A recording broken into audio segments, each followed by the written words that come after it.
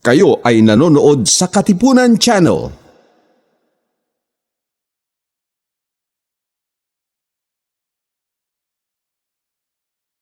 Ang susunod na palatuntunan ay isang bayad na pagsasahimpapawid. Ang mga salita, opinyon, kuro-kuro at komentaryo na inyong maririnig ay mula sa tagapagsalita lamang at walang kinalaman ang pangasiwaan ng himpilang ito. Tuklasin natin!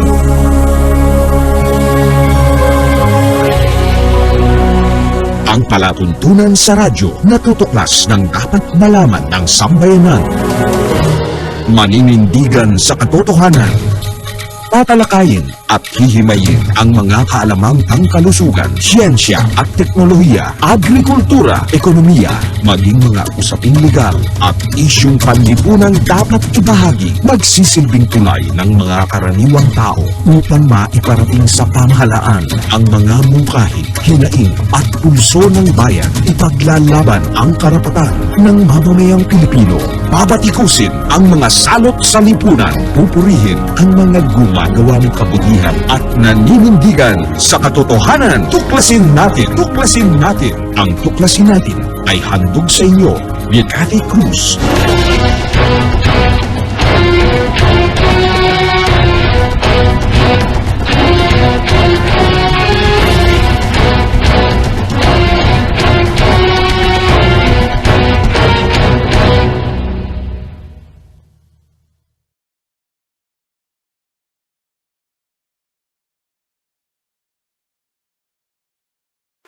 Araw-araw ang digmaan.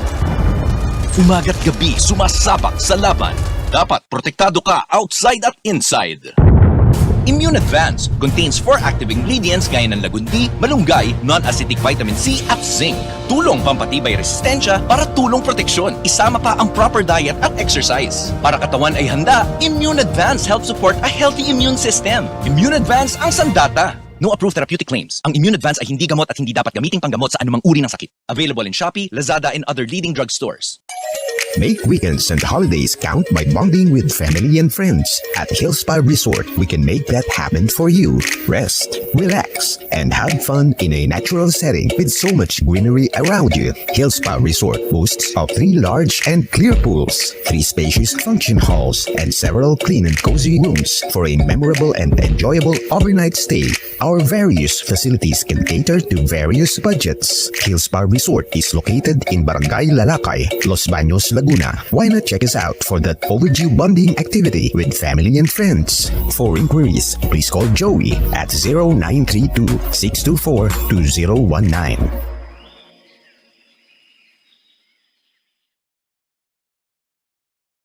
Narito ang mga patutuon ng ating mga kababayan na natulungan ng Immune Advance.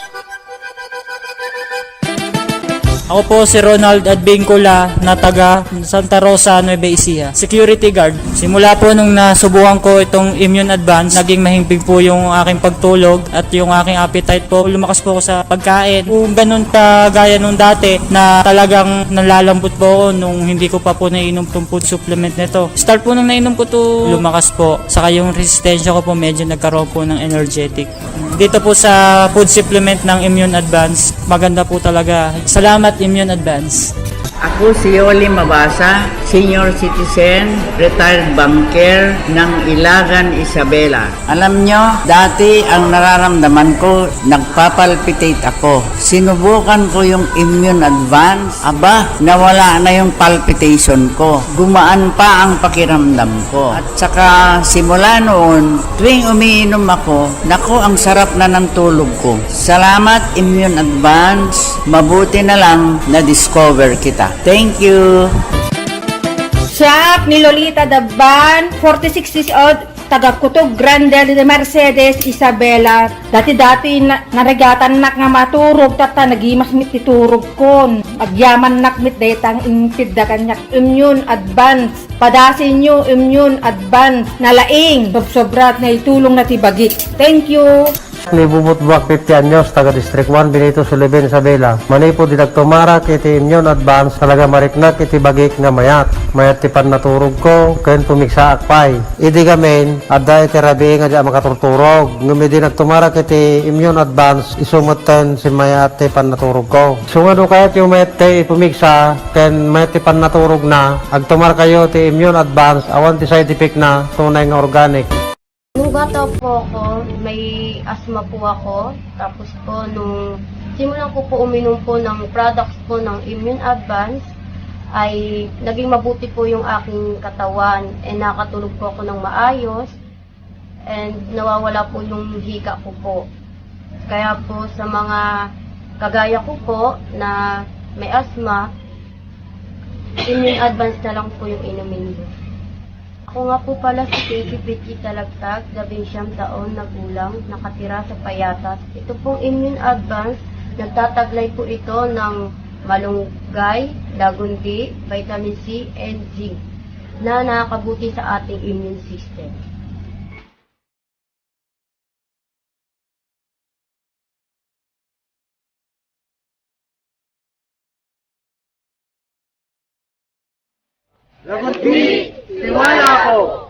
Immune Advance, alagang totoo, alagang natural, mabibili sa Lazada, Shopee at sa inyong mga suking parmasya, sa mga drugstore, sa inyong mga lugar.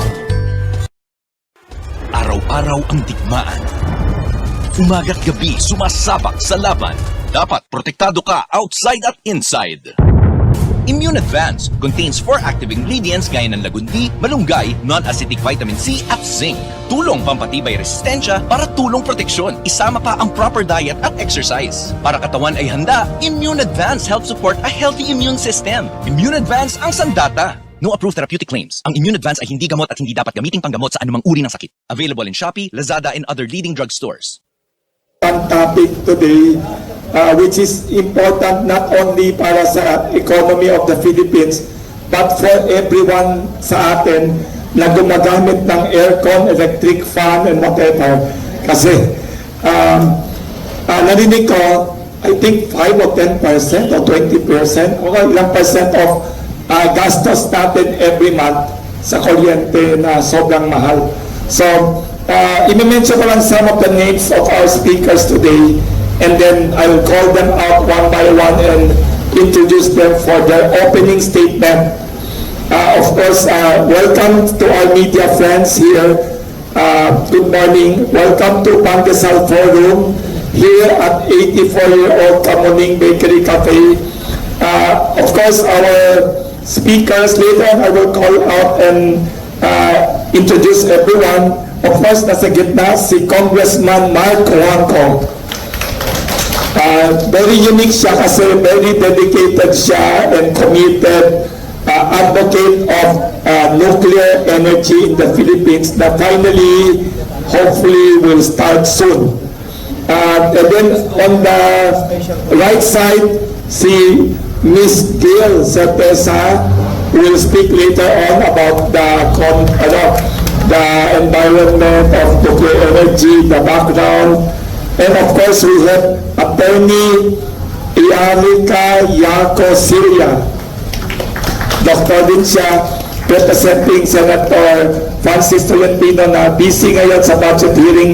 May deadline yata sila, hindi natin natutulog mga senator and congressmen. And of course we have beside me Miss Albi A. Astronomo from the Philippine Nuclear Research Institute. I'll properly introduce everyone.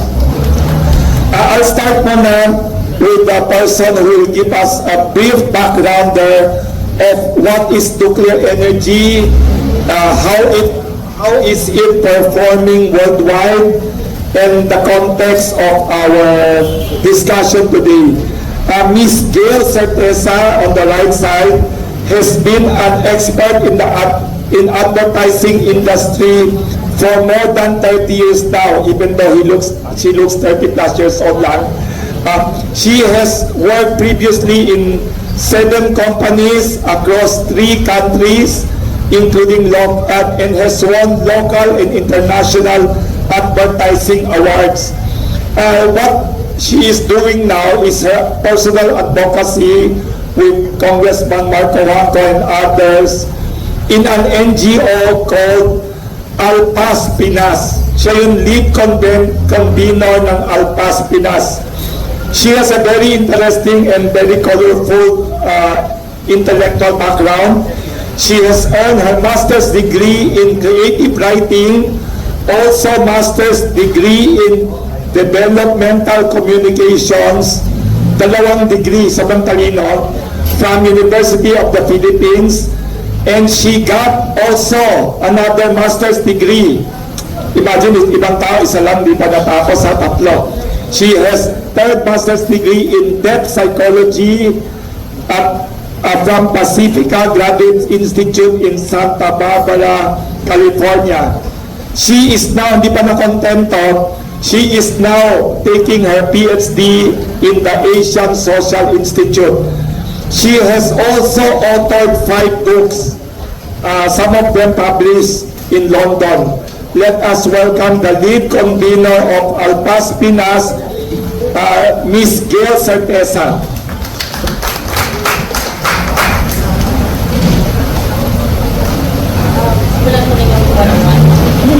Ready niyo yung mga tanong, ready niyo mga tanong ninyo. Okay, on, Larissa. Okay. Ito, on. Larissa.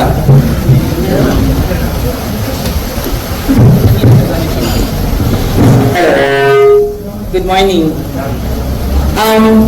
Usually, good morning, ang gusto ko nang sabihin is maraming salamat sa pagpunta. We are very grateful that you took your time to be here with us. Alpas, Pinas, our advocacy is nuclear energy education. So, yung mga ganitong forum is very important for us because it helps us spread the news about nuclear energy. So, ang ginagawa ko po para sa Alpas, Pinas is usually magbigay ng parang basics na 101 on nuclear energy. Actually, yung mga kasama ko sa panel can give the 101 better than me. Dr. Alvi can give it better than me, Kong Mark can give it better than me because they know more about nuclear. But what I share with you is I am a civilian in nuclear energy. So palagi ko yung pagkakaintindi ko ng nuclear energy is as simple as it gets and as understandable as it gets. And dito ko nagagamit yung aking background as advertising. Kasi sa advertising po, ang talagang kailangan namin gawin is any idea, any product or service, no matter how complex, kailangan namin siyang sabihin in 30 seconds or less. Dati nung 1990s, 30 seconds. Ngayon 3 seconds na lang kami, isi-skip ka na sa YouTube. So, meron po akong pinipare na 101 on nuclear energy. Ito po yung mga usually the top 10 questions that we get asked as we go around. And Kong Mark knows more about this because Kong Mark has been doing the rounds for more than 17 years. Ako po ay baguhan lang sa nuclear energy circuit. So Kong Mark, whenever you feel that I missed out on something, feel free to grab the microphone. So, Kayo'y nakikinig sa Tuklasin Natin. so simulan po natin. Importante po ang 101 kasi po gusto ko po ng pag-engage a forum. So the most important part po ng ating is question and answer. Yun ang pinaka-importante na part ng forum na to. So we're starting with who is Alpas Pinas? What is Alpas Pinas? So Alpas Pinas is an NGO. We are a non-profit organization. We are the country's leading organization for educating and advocating for nuclear energy. Yun lang po ang sole objective namin, na malaman ng mga Pilipino na ang nuclear energy ay nakakabuti para sa bansa natin. Ano pong ginagawa namin? Halos lahat po ginagawa namin. Next slide please. So, maliit lang po kami na organization, pero ang talagang thrust namin is education. So, meron po kami mga ganito, meron po kami mga events, we do stand up for nuclear, we do summits, Commark would help us meet with stakeholders and we talk to them. We do grassroots talking. Lahat po na avenues na pwedeng gawin na makakapagsalita kami tungkol sa nuclear, ginagawa po namin. So, yan po ang Alpas, Pinas. Next slide. So, ang gusto po namin mangyari is malaman po ng mga Pilipino ang nuclear energy at bakit po mahalaga ang media. Ang media po ay sobrang mahalaga kasi kayo yung gatekeeper of information. Kayo yung nagsasabi sa mga Pilipino ano yung importante, ano yung maganda, ano yung maayos, ano yung dapat nating pansinin. So, kaya ang Alpas, Pinas, we really take time to talk to media, to try to get you to engage in nuclear kasi kayo yung conduit namin sa mga Pilipino.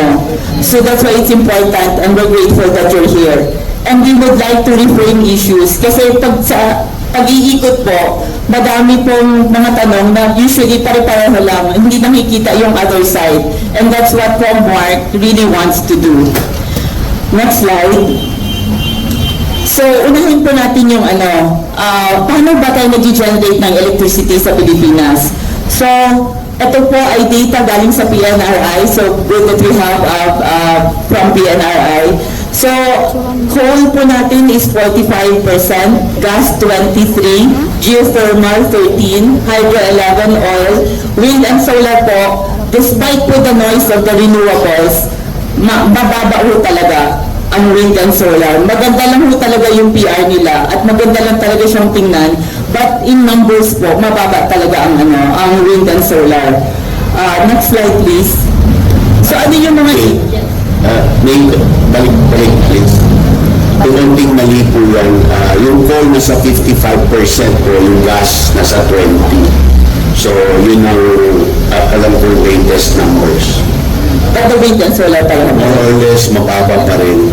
Pero nadadagdagan ng solar and wind, but it's not a major part of the mix. Thank you, Congressman. Next slide, please. So, ang issues po on the Philippine mix is this. We are very fuel dependent. So, kakakorek lang ni Mark na 55 na pala ang coal. So, we are very fossil fuel dependent at 75%. At alam naman po natin lahat that fossil fuels pollute. It's highly, ang nakasulat po dito, according to Harvard University studies, 8 million people died of fossil fuel pollution in 2018. Ang UN po, sinabi nila 2 million. But Harvard said, in 2018, 8 million. So madami talaga. And this is a part of fossil fuels na hindi kinakover. Parang it just passes by, hindi natin nararamdaman. Kasi nga, it doesn't make the news. Ang main energy source po natin is coal. Ang coal po natin ay ini-import natin. So, pag naputol po yung importation, ang ating energy security po is in peril. And that one needs to be talked about then. Ang coal po na ini-import natin, Mark can talk about more of this later, is very expensive. We import the coal. As of 2022, the data I got was 5.4 billion, which is equivalent to 297 million. Tama ba yun, Mark? So more or less, so ganun kamahal ang importation ng coal natin, 297 million. That's a lot of money that we can use for our services para sa bansa natin. But we're buying coal, burning the coal to generate electricity that's being sold back to us na sobrang mahal. So yun yung mga issues on the Philippine energy mix. Next slide. Ito po, medyo technical kasi ang nuclear kasi medyo technical.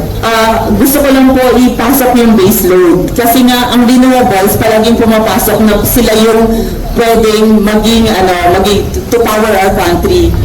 Ang base load po, very simply po, is kind of, it's that you can generate and deliver electricity 24/7.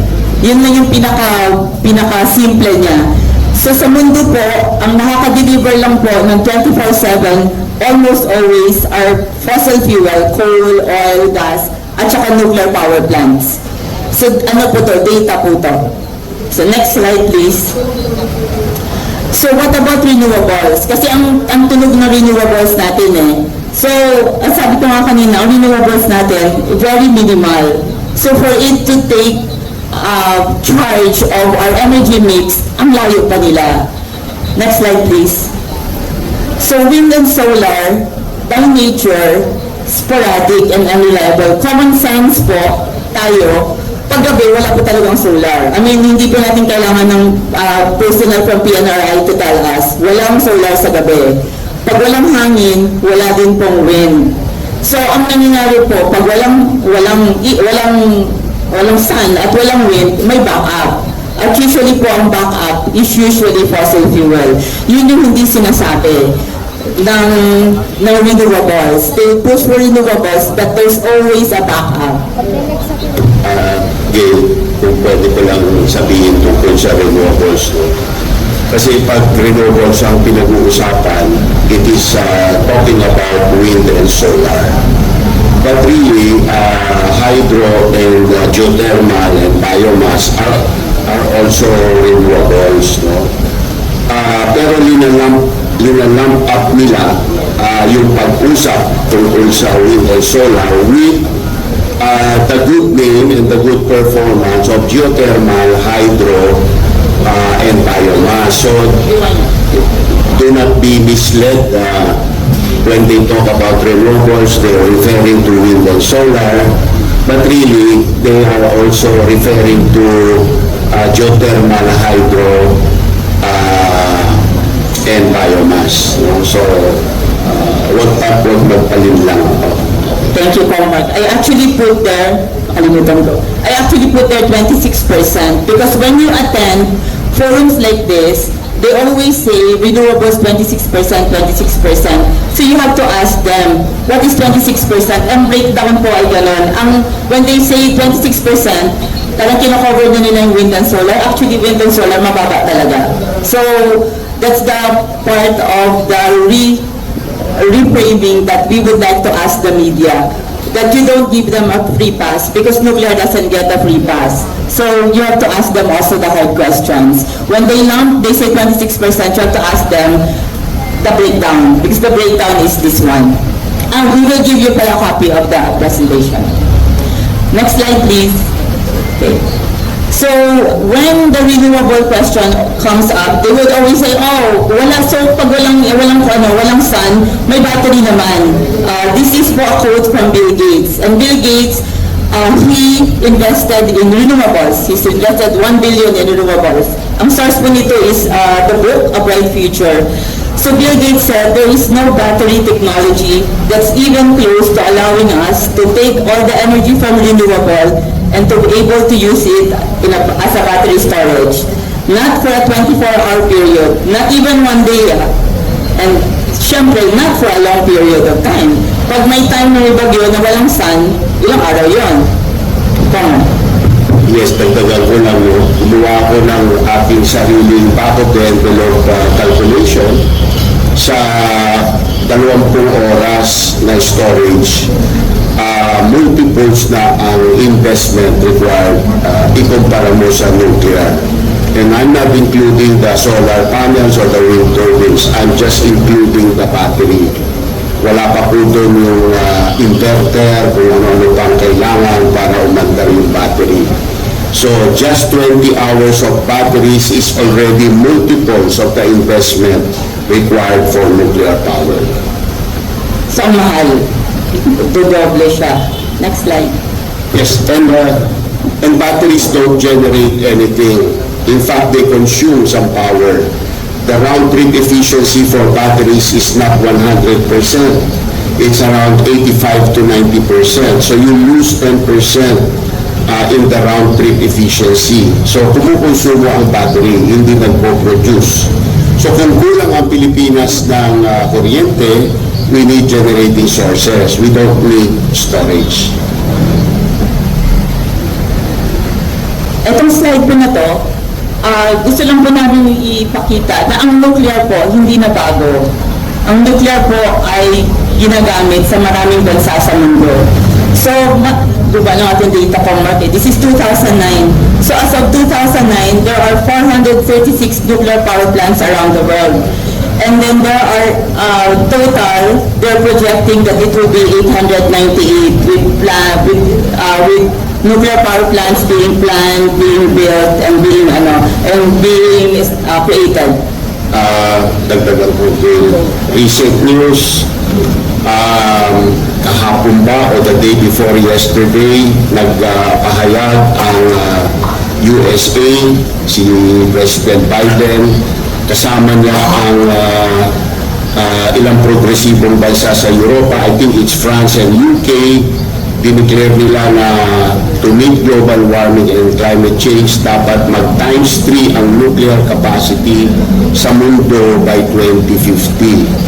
So there are 450 more or less nuclear plants today. Kung times 3 po, kung totoo yung sinasabi nila, we're talking of an additional 900 nuclear power plants worldwide. Yun ang target ng Amerika, tsaka UK, tsaka Western countries.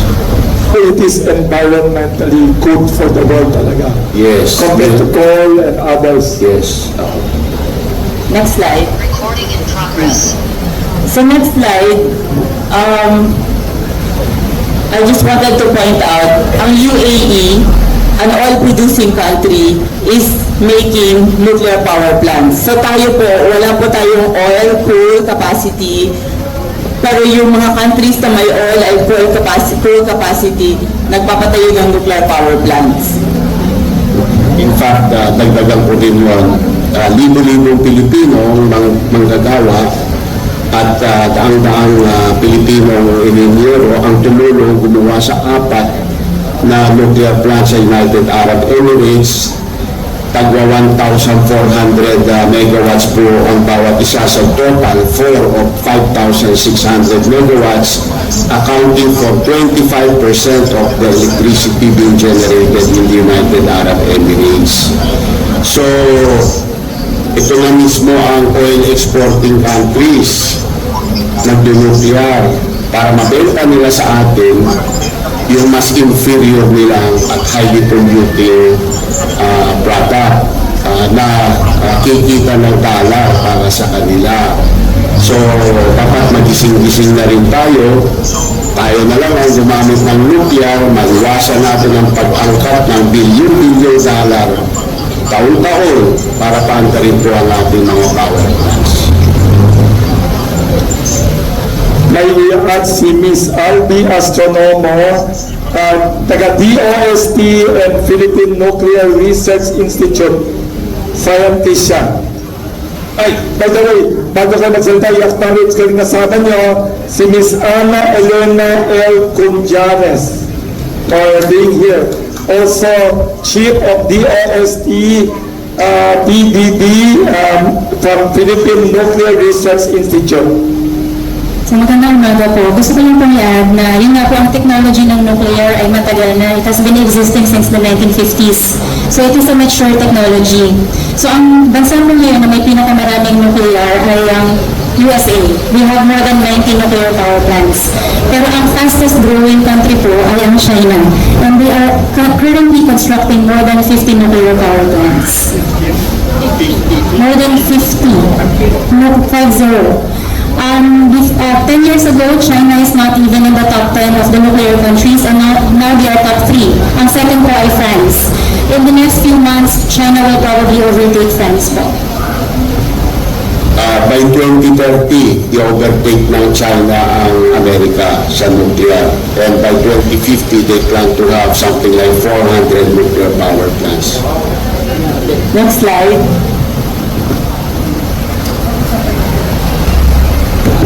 Isa pa po. No.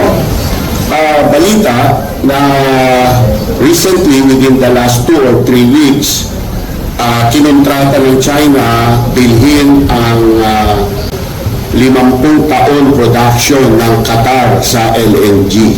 So, kino-corner na nila ang fossil fuel market. No? They did similar with another big country recently. I think, I'm not mistaken, USA LNG. for the next 25 years, binili nila lahat ng production, something like that. So, so tayo pumapasok sa LNG. Hindi tayo kasing yaman nila na makipag-agawan ng supply sa kanila. So, magiging bulelat po tayo sa linya sa supply po niyan. So, we are exposing ourselves to the risk of short supply for these very scarce resources in the future. So, pag nangyari po yun, tataas po ang presyo ng kuryente. Mataas na sobra ngayon. Yes, exactly. Okay. To continue lang the nuclear around the world, ang Asian neighbors natin, sabi nga nito, Alvi, China is leading. But our mga katabi natin, they're also building. Bangladesh, Mark, correct, is opening. Ang unang-unang planta ng Bangladesh i-switch on na, I think bago matapos ang taon o bago matapos ang first quarter next year. That is 1,200 megawatts. Katumbas po yan ng dalawang PNPP-1. And the following year, around the same time, another one. So, katumbas ng 4 na PNPP-1 within a span of 2 years. Ahanda na po, tapos na ang construction. And then Egypt and Turkey, the same model as what Bangladesh bought, Russian reactors, 4 na 1,200 sa Egypt, 4 na 1,200 sa Turkey, katumbas po bawat isa ng 8 PNPP-1. So, tayo nagdidebate pa.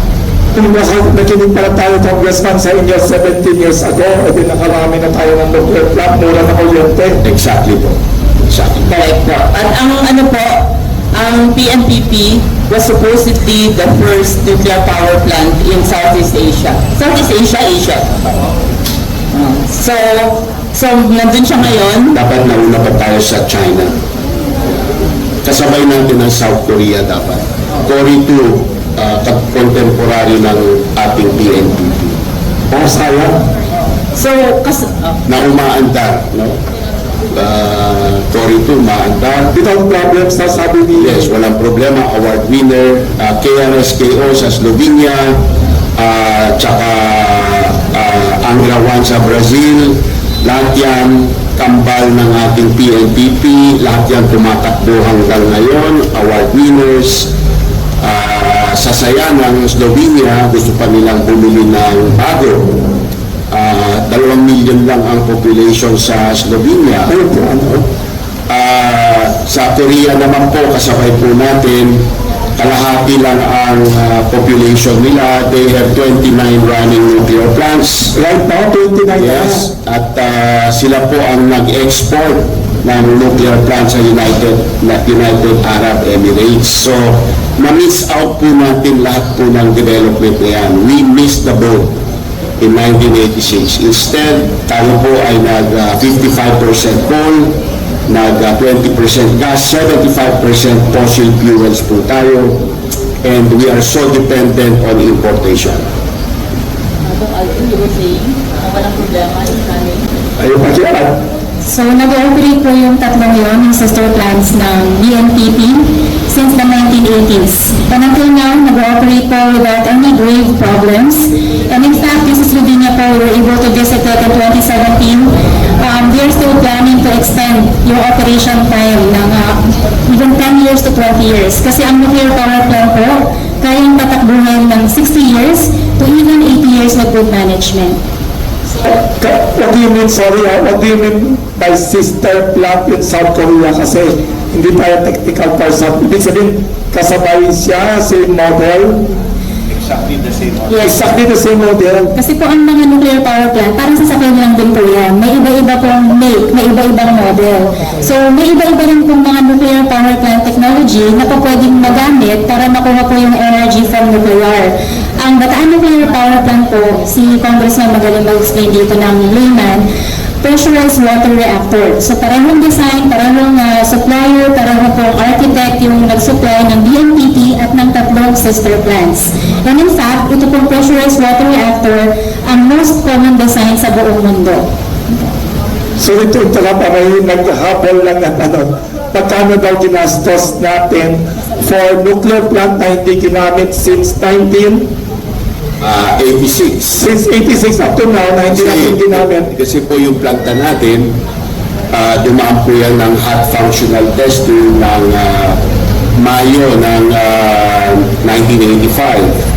Sorry, 1984. And noong Marso ng 1985, yan po ay nabisita ng IAEA sa pamamagitan ng kanilang pinadalang OSAR-2 mission at sinertified ang ating planta na ready for core loading. Ibig sabihin, pwede nang kargahan ng nuclear fuel. May nangdara na ambassador ng Amerikano, at that time, Ambassador Stephen Bosworth, dahil anti-Marcos po siya noong panahon po na yun. And gumawa siya ng mga gulo. So si Marcos bilang isang politiko, imbis na pinanindigan, napabayaan po na hindi umandar ang BNPP-1, inabutan po ng February 1986 na People's Power and the rest is history. Kaya po binabanggit ito dahil noong ako ay bumiyahe sa Korea noong 2009-2010, nandun po ako sa boardroom ng KEPCO, ng KHNP. Nakita ko po ang litrato ni Ambassador Bosworth nag-inaugurate po ng Korean nuclear power plants. Kaya nainis po ako na bakit tayo iniba ang trato. So, anyway, that is as of August of 2007,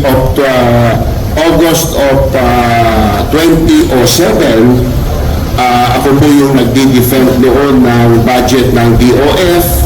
Vice Chair po ako ng appropriations noon. Ibinalita sa akin ng taga-DOF, Sir, bayad na po ang utang ng buo ng ating TNPP-1 as of August this year. 2.12 billion US dollars. 2.12 billion dollars. Yes, ngayon ang 699 po yan, million, 0.699 billion ay interest na galing sa bulsa natin dahil hindi po umaandar yung planta. Dahil doon po sa Korea, ang interest po binayaran ng umaandar na Cory 2 nuclear power plant. At doon po sa Korea, yung 1,050 1.05 billion US dollars na principal ng kanilang planta, nabayaran po nila in 6 years of operation. Wow, tayo po dahil di po natin ginamit, paano mababayaran kung hindi ginagamit? No. Ngayon, yung atin po mas mataas ng konti, 1.4 something billion. Kung hahanap po kayo ng korupsyon, yung po hanapin doon sa diferensya ng Korea at saka Philippines. Pero, i-consider nyo na ang pundasyon ng PNPP-2 ay nandun na po, katabi ng PNPP-1. Tayo po ay gumawa pa ng kalsada papuntang Morong.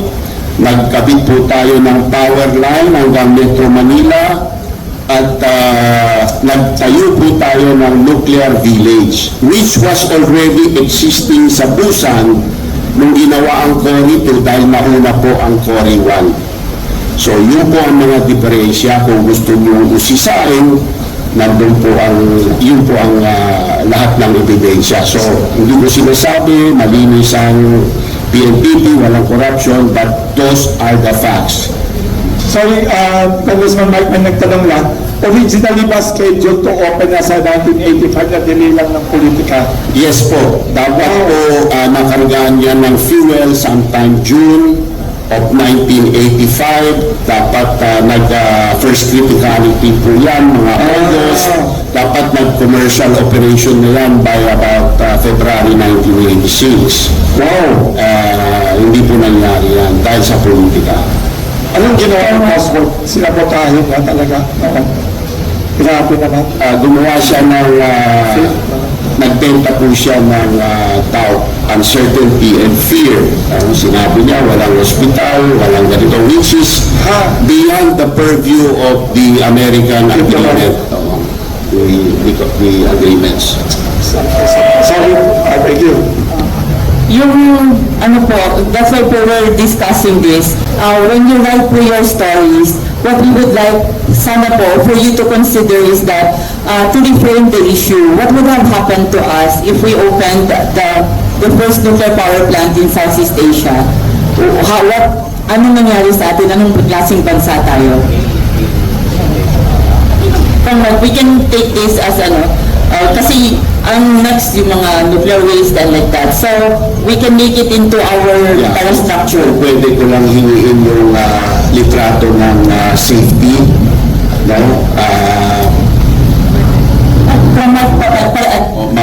Parating ng safety. Sige. Saka i-drop lang from your slides. Sige. Okay. So, next slide. So, we are the first na Southeast Asian nuclear power plant. Tapos sabi niya na isang speaker namin, para tayong merong Mercedes-Benz na hindi natin, na may susi pa tayo sa Mercedes-Benz natin. Nakasabit lang dyan sa tabi. Na hindi ginagamit. Hindi natin ginagamit. Pero mini-maintain lang. At mini-maintain yung Mercedes-Benz natin. Because si President Cory Aquino, kung Mike, Tagdagan ko, no? So, si President Cory Aquino, siya ang gumawa ng executive order na dapat itenga na yung PLDT-1. After na ginawa yung executive order na yun, gumawa siya ng pangalawang executive order na minamandato na bigyan ng budget for maintenance ang PLDT-1 dahil ang magdidesisyon sa whether gamitin siya o hindi ay ang future generations of Filipinos. So, in credit to Cory, hindi niya hinatulan ng kamatayan ng ating PNPT-1, binigyan niya po ng buhay na bahala tayong mag-decide. So siguro enough time for us to know, to learn about the realities about nuclear power, and if we could solve our electricity crisis in other ways, maybe we would not need nuclear power. But we have given it 37 years. Every administration post-Cory has failed miserably in addressing our electricity crisis. The only thing we have not tried yet is nuclear power. And yet we have a 100% complete, well-built nuclear power plant for the last 37 years, just waiting to be operated. So maybe the framing of media is in error. Maybe media also needs to soul search and evaluate its narrative. What did we lose by not having nuclear power? Let me propose something to you, media. Posible ba na kung sana naging mura ang ating kuryente at sapat ang supply dahil sa nuclear, na nadagdagan ng 1% GDP ang ating GDP for each of the last 37 years? Kung madaling mabenta po yung idea yun, then our economy should be 37% bigger today. Ilang trilyong piso taon-taon po yan. Ilang milyong trabaho po yan na hindi na-create. So, yun po ang itanong natin sa ating sarili. Ang nangyari, naging 55% kung po tayo ang pinaka-deadly, pinaka-delikado, mapanganib na technology sa kalusugan ng tao na napaiksi natin ang buhay ng libo-libong Pilipino, libo-libong Bataenyo na wala sa inyong nagreklamo. Mga kaibigan, yan ang framing na gusto ko sanang pag-isipan ninyo mabuti. Mamaya po, para sulat niyo po yung tanong niyo para po kasi baka po we have tawag nun, yung top questions that's usually asked, we'll answer it and then you can ask some more questions. Next slide please. So, nuclear energy, bakit po ba kami nakikipaglaban at gusto namin ang nuclear energy? Kasi po, by nature, nuclear energy is very unique. It's very dense, and I think Dr. Ivy can tell you more about it. Yung ganito po kaliit na uranium, ang equivalent po nito sa coal is 3 tons. So, ganun po siya ka-dense, kaya ang kailangan natin konti lang. So, ganito kaliit, so ang waste niya, konti lang rin. So, kaya siya technologically advanced compared to coal, oil, and gas. So, next slide please. So, ano mga issues dyan? So, ang nuclear energy, it provides 24/7 electricity. Kaya po inuna yung baseload kanina. Unlike coal and gas, nuclear is clean. Wala ho siyang emissions. Hindi ho siya naglalagay ng particulates in the air. So, malinis siya. So, it's cleaner than wind and solar. Pero, unlike wind and solar, it can provide 24/7 electricity.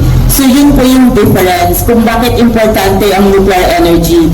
It's base load like fossil fuels, but cleaner. Clean, and then unlike wind and solar, clean siya, pero hindi siya reliable. So kaya palaging sinasabi namin, ang nuclear energy is clean yet reliable.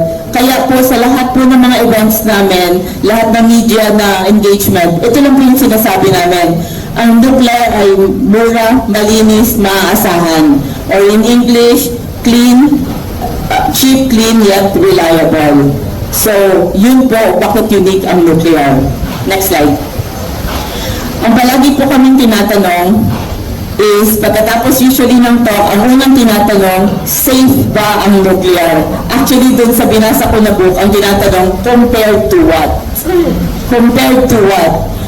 Pag ito po, ibibigay po namin sa inyo, ang nuclear po, nandun po sa pinakababa, 0.03 per terawatt hour. Ang terawatt po is 1 trillion watts.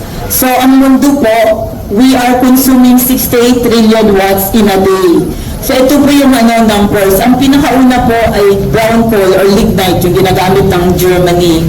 And then coal. And then oil. Ang nuclear nasa baba, 0.0. Actually, si Dr. Arcilia said in one of the presentation niya, it should be 0.0013 because the predictions of the fatalities for Chernobyl and Fukushima did not happen. Kung tatanggalin po natin sa datos na yan yung naging kamatayan sa Chernobyl, magiging 0 po ang number ng nuclear. Eh bakit naman natin tatanggalin ang Chernobyl, ang datos ng Chernobyl? Dahil po ang Chernobyl ay walang containment. At yung containment po, ayon sa regulasyon sa lahat ng kanlurang bansa, kailangan po yan. Bawal po magtayo ng nuclear plant sa kanlurang mga bansa kung walang containment. And containment is containment? Yes, yung bilog po na building, no, yung bakal sa loob, dalawa po yan, magkahiwalay, redundancy rin ng containment. Wala pong ganyan na ang Chernobyl. No? So, yun ang basihan para pwede i-exclude. So, kung i-exclude mo, 0 po ang mortality ng nuclear from the time na naging commercial po siya. Ayan. So, tingnan niyo po, nandun din po sa slide ko, from 1986 to 2019, only less than 50 people died. Next slide, please. Yan, okay. Next slide. Tada! Only less than 50 people died from Chernobyl. So, ito po, we'll give you a copy of this. This is po from the World Health Organization. Pag binasa niyo po ang sinabi dito, as of 2005, fewer than 50 deaths have been directly attributed to radiation from the disaster. So, ang laki po, dramatic po kasi ang Chernobyl. So, may mga movies about it, may TV series about it. But when you go back to the World Health Organization and the United Nations, ito po ang findings. So, the thing that scares us shitless is scary, but it did not kill as much as coal kills. Coal kills 2 million people a year. This is the worst thing that ever happened in nuclear, and it killed less than 50 people. So we have to put things in perspective. Next slide.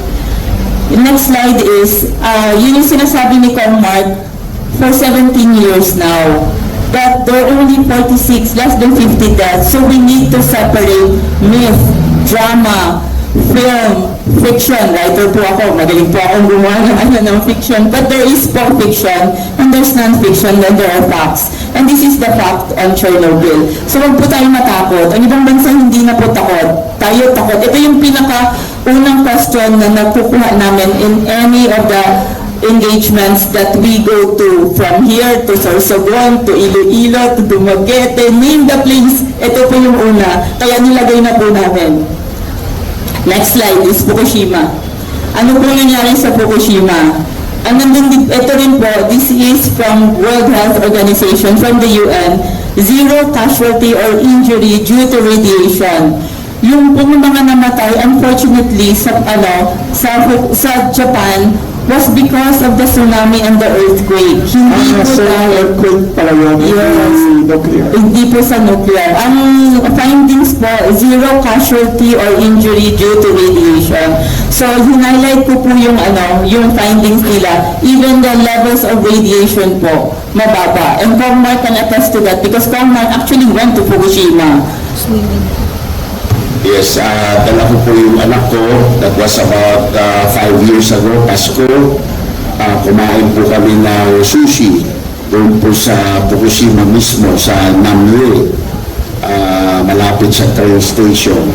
So, earthquake ang mga cause po din. Parang nangyari sa Thailand yung tsunami. Yes. Lalo-lalo ang nuclear may namatay sa Thailand. Yes, exactly. Libo-libong tao. In fact, in Fukushima, around 20,000 died. Nalunod po. Because of tsunami, not because of nuclear plant. Yes. Pero kung titignan niyo po ang coverage ng media, may mga fake ng litrato no? I don't know if you have it here. Pinapalabas po nila yung tsunami wave height map, which has nothing to do with radiation. Is the spread of radiation sa Pacific Ocean. So that is false. So labas po sila ng litrato ng nasusunog, no? Na nuclear plant daw. Hindi. That was 200 kilometers away near Tokyo, yung Cosmo Oil Refinery. Yun ang nasusunog. Ilang beses na po sila pinagsabihan, called out. Ito mga malalaking network po ito, mga CNN, BBC, paulit-ulit pa rin nilang pinapalabas yung maling litrato. Hindi nasusunog ang nuclear plant. Hindi po, yung picture, maling picture. No? So, yung ibig sabihin, that is a misrepresentation. Yes. Thank you for clarifying. So the next one po, ang next na tinatanong sa amin, yan po, yung picture po na yan, that is NOAA, National Oceanographic something ng Amerika, di ba? That is, nandiyan na mismo sa drawing, tsunami wave height map. Hindi po yan radiation. Tsunami yan, hindi siya. Hanggang ngayon, maraming pumilit na radiation po yan. Nandiyan na mismo sa label ng drawing mismo na hindi po yan radiation.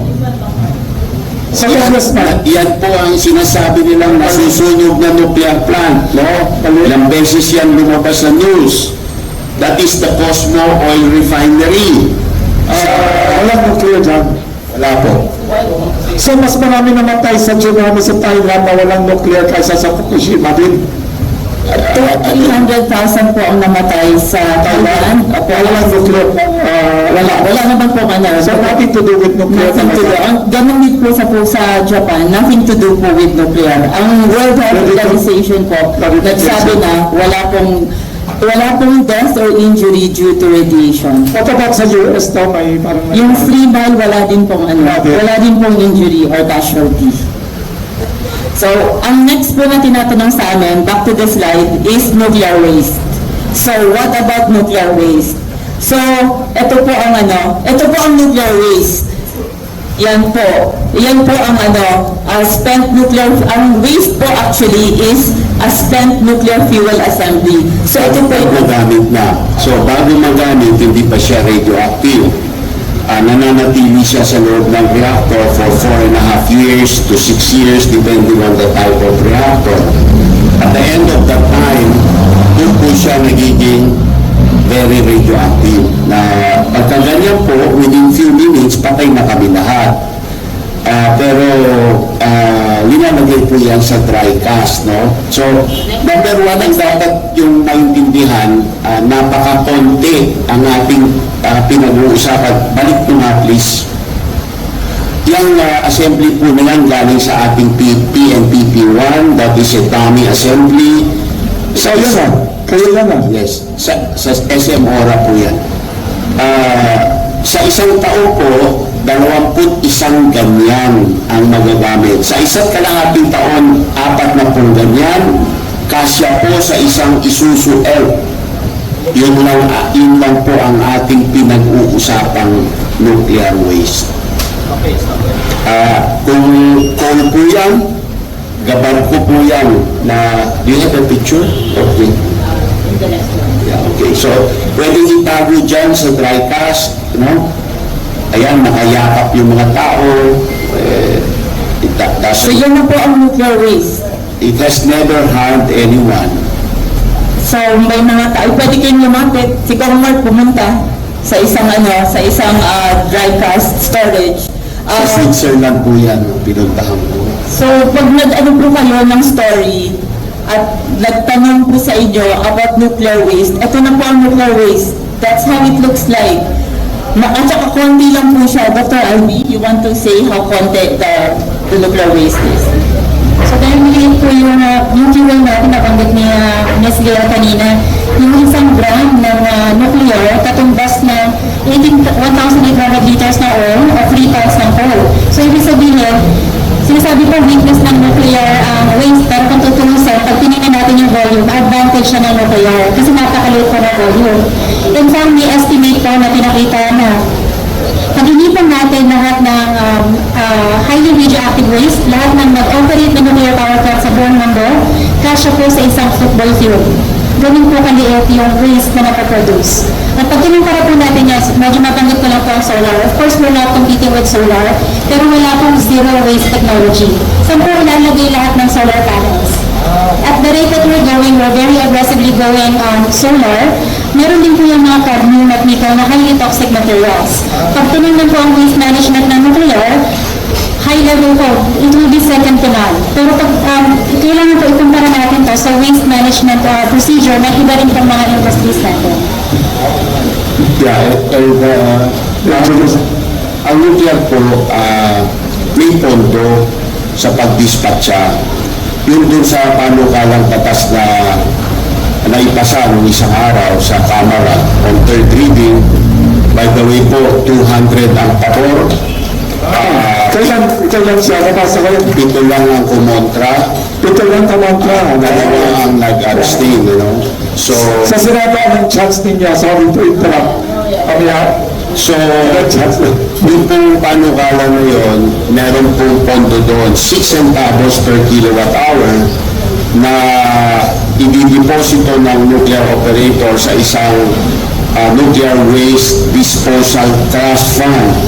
After 80 years po, bilyon-bilyon piso na po ang maiipon na pera. So lahat po ng cost ng dispatcha ng nuclear waste ay funded po yan, prepaid po yan. Lahat ng ibang waste, ng ibang technology, solar, wind, coal, lahat yan, Wala po silang pondo.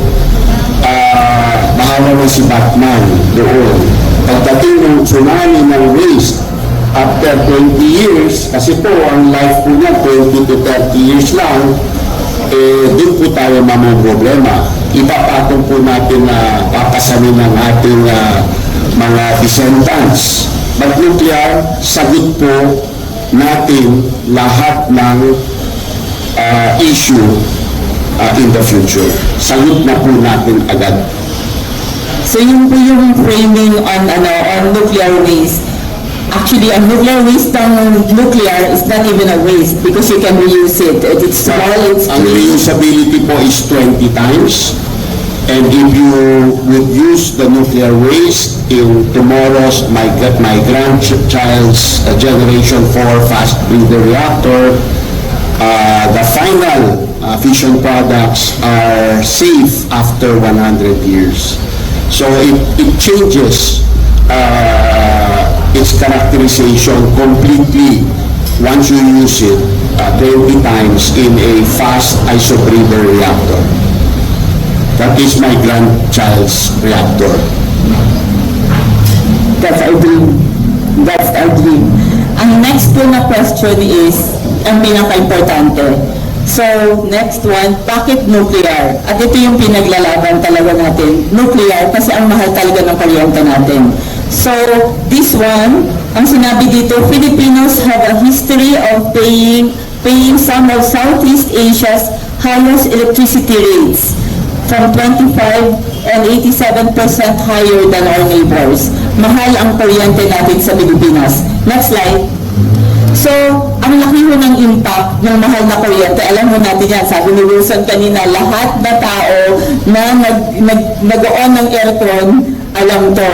So, according po kay Doc Kaloy Arcilia, 10 to 15% ng sweldo natin, ginagamit natin pambayad sa kuryente. Compared sa ibang bansa, sa China was only 1%. Yeah. In countries with nuclear capacity, 1 to 2%, minsan 3%. So, ang laki po ng difference. Ang mahal po ng kuryente natin.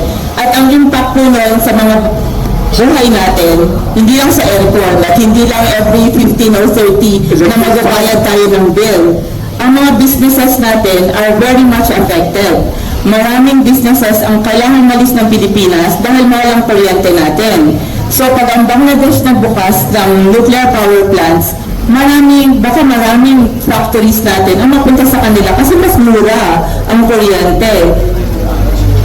Lalo ngayon, Yes, yung maalis sa China dahil sa gulo sa China ngayon, baka hindi pumunta rito sa atin, baka pumunta sa neighbors natin. Nasagot na nga ang libo. Kaya dadagdagan ko yung sinabi ni Gayle kanina na mas mura ang kuryente doon sa neighbors natin, hindi dahil may nuclear sila.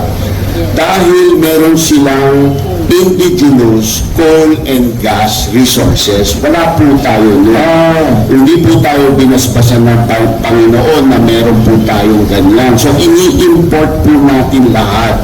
Most of it from Indonesia.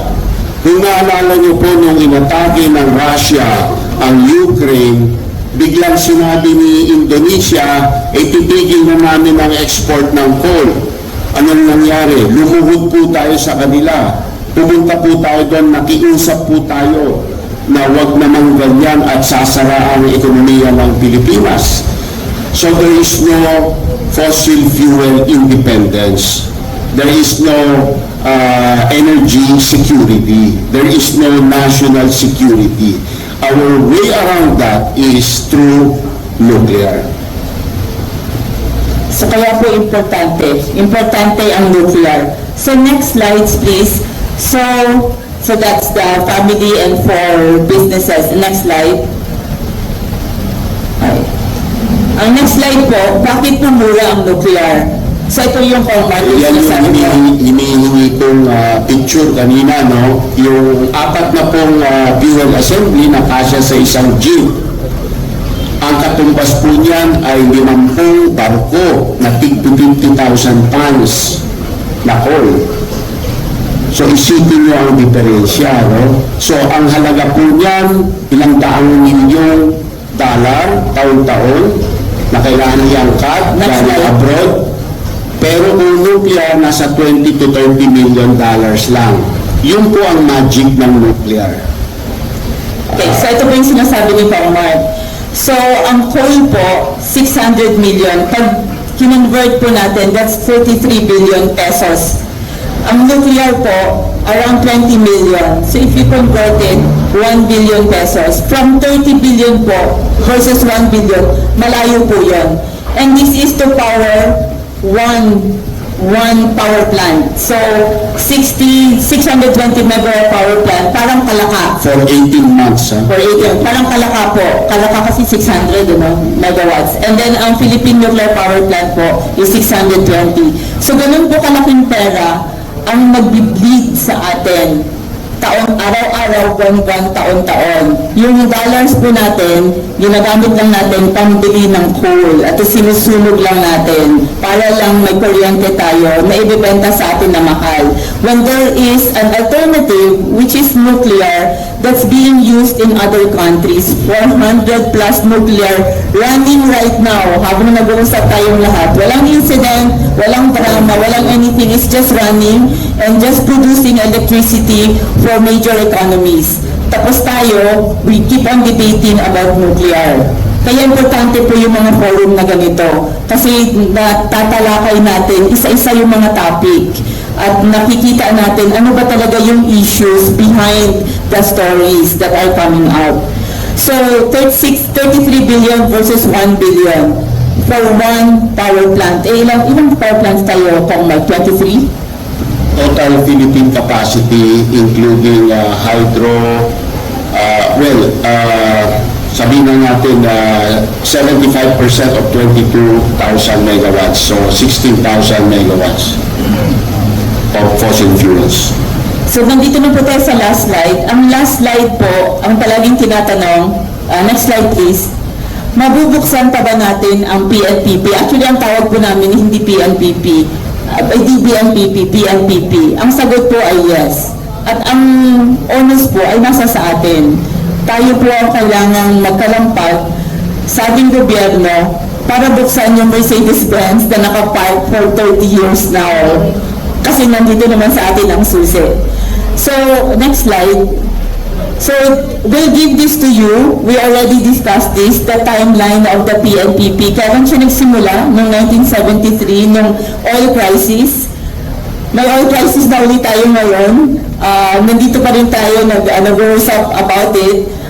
Nagkaroon po ng revival yung 2007, kaya lang nagkaroon ng Fukushima.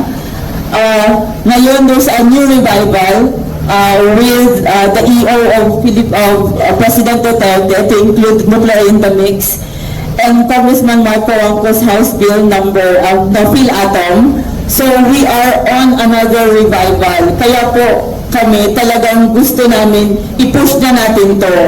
Pang ilang revival na natin to. Dapat tumuloy-tuloy na to. That's why we have this and we'll continue having forums like this para, kumbaga pa, isulong ang nuclear. At di ba ba funny, ang nagsusulong po ng nuclear, we are a non-profit NGO.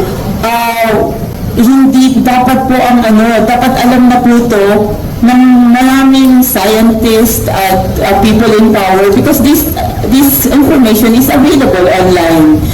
But you know, we are where we are. So we are in another revival and we should not miss this. So that's why we have this forum because Mark will talk about the PhilAtom bill and then we also have the representative of Senator Tolentino because that bill is going to go to the Senate.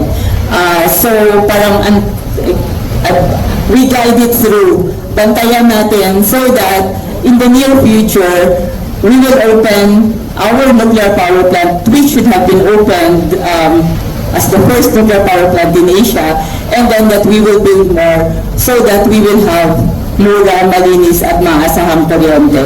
So yun po ang ito po ang 101, the basics of nuclear. So Mark, would you like to talk now about your... Pahingi na po ang sa ibang mga media na sa likod.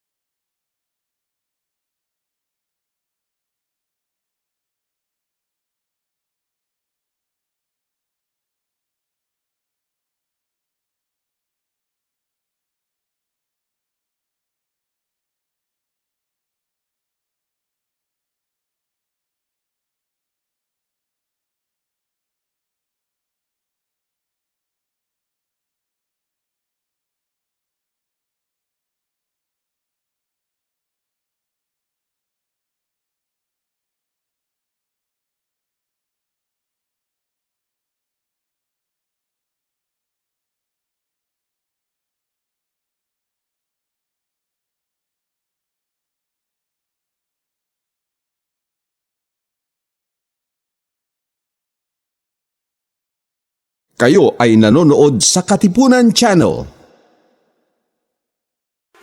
Araw-araw ang digmaan. Umaga't gabi sumasabak sa laban. Dapat protektado ka outside at inside. Immune Advance contains 4 active ingredients gaya ng lagundi, malunggay, non-acidic vitamin C at zinc.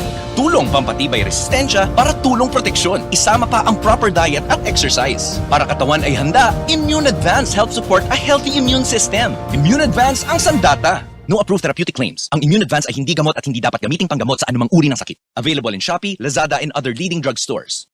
Narito ang mga patutuon ng ating mga kababayan na natulungan ng Immune Advance.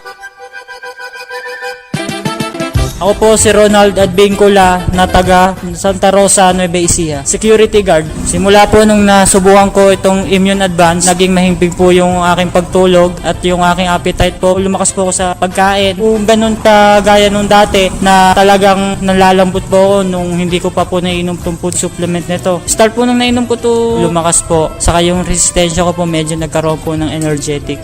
Dito po sa food supplement ng Immune Advance, maganda po talaga. Salamat Immune Advance.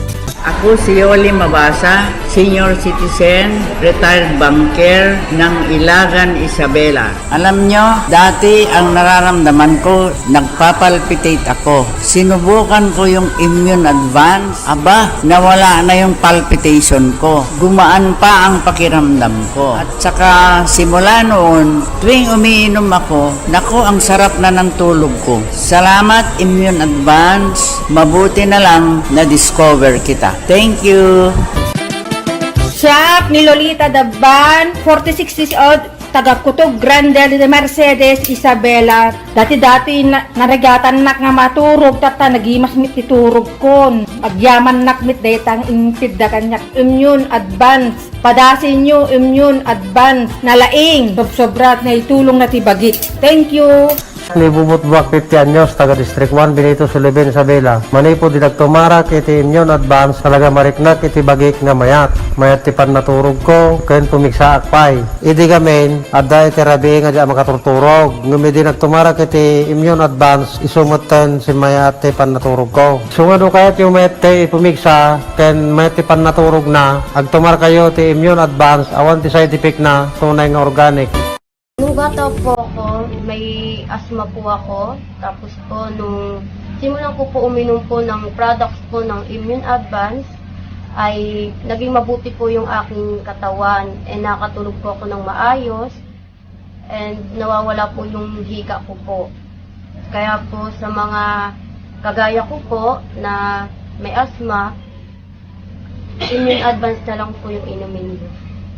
Ako nga po pala si Casey Pitchy Talagtag, 19 taon na gulang, nakatira sa Payatas. Ito pong Immune Advance, nagtataglay po ito ng malunggay, lagundi, vitamin C, and zinc na nakakabuti sa ating immune system.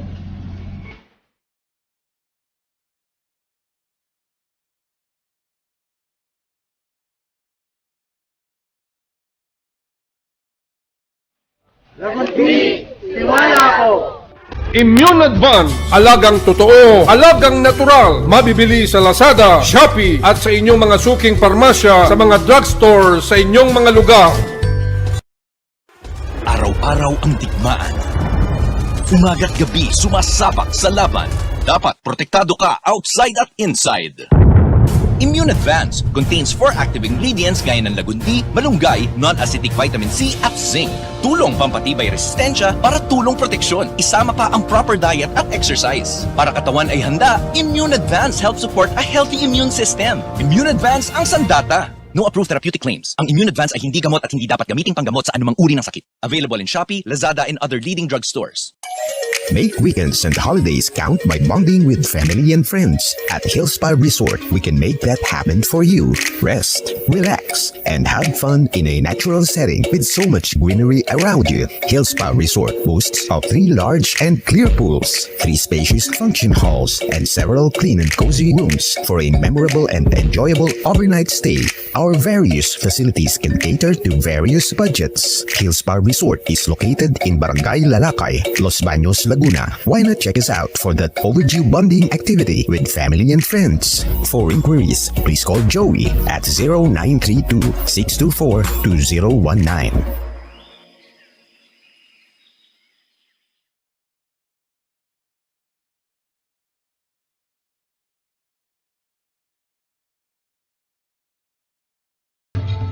Inyong napakinggan ang palatuntunang Tuklasin Natin. Tuklasin natin hanggang sa muli.